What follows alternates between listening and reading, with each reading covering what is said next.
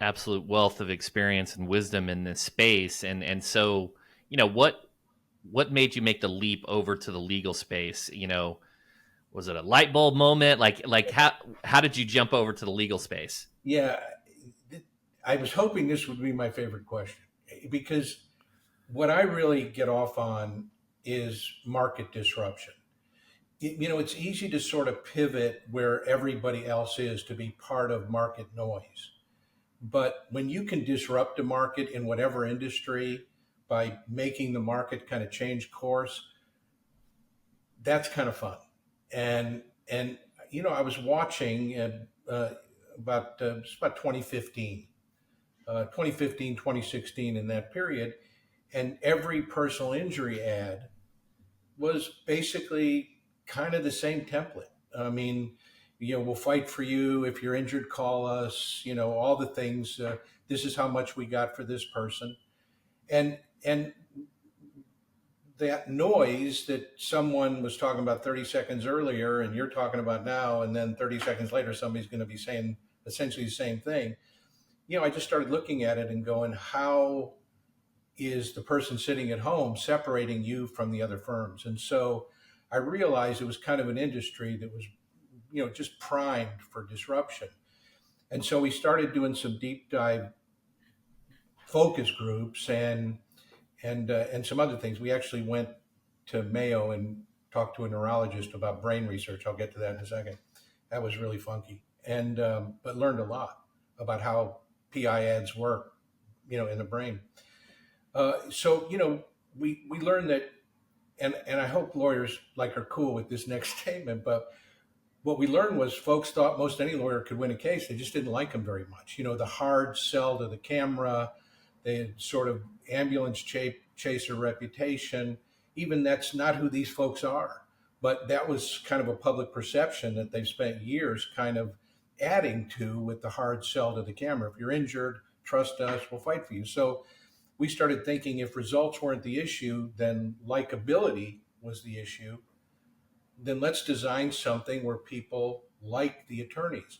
So instead of going to the camera, we put attorneys in a position to talk to each other about things that were important to them, things they believe, things that mattered to them, cases they remember, clients they got close to, people that they still have relationships with today. And it just sort of instantly disrupted. It was funny. The law firm that first did them averaged about 29 cases a month. Today they're averaging about 121. It's like it was a complete paradigm shift. So just changing sort of the conversation with the marketplace disrupted the market. Then the brain research. So we found out that, memory stored in the hippocampus. I keep pointing because that's, kind of where it is. And, if I gave you this phone number, like 851-247-8143, and said, remember that, and then saw you on the street 6 months from now and said, what's that number? You'd go, how the hell do I know that number? But if it was the number of the people who are watching your kids, you'd spit it right back to me. That's how the hippocampus works. It requires data points.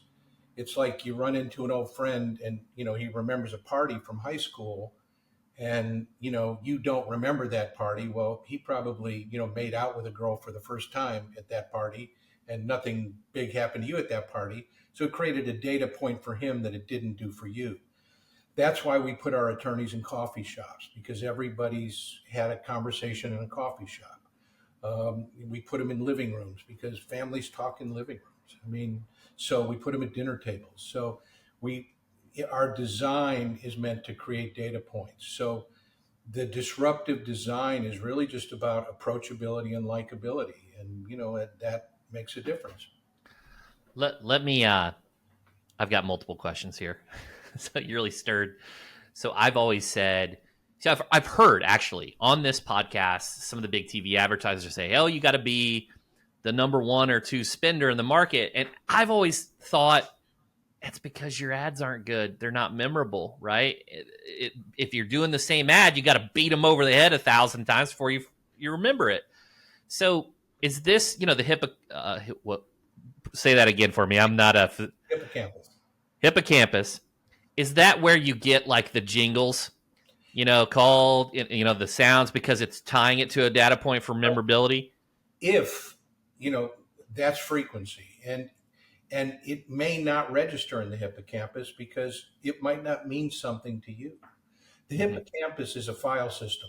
And so when there's a file that you want to file, like that's the phone number of the person who wants my kids, that you file it. It's why you have selective memory when you go back and you remember things from your past. So no, the jingle might not work. Now you can get somebody by hammering away at a jingle, but think about this for a minute. If you're saying, if your entire message is, if you're injured, call us, you're talking to less than 1% of the marketplace. When I tell that to attorneys, they're like, holy crap, I've never thought of it that way.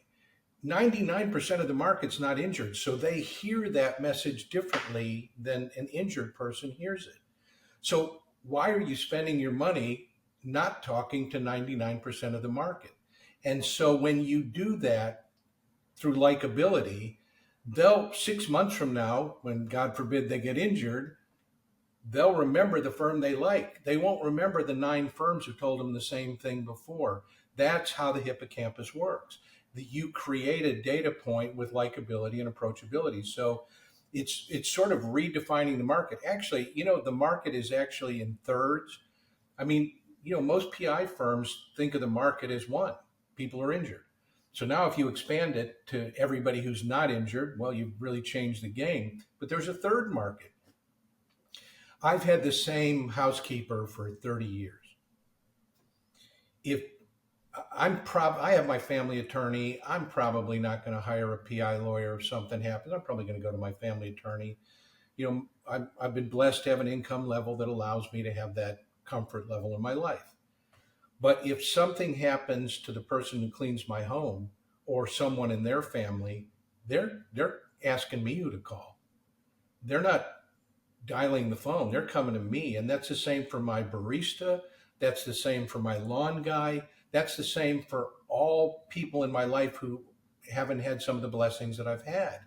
And so PI firms don't talk to me, but they should. Because when they talk to me, I'm going to kind of remember the firm that was relatable to me, and I'm probably going to steer that person who got hurt in my maid's family to them.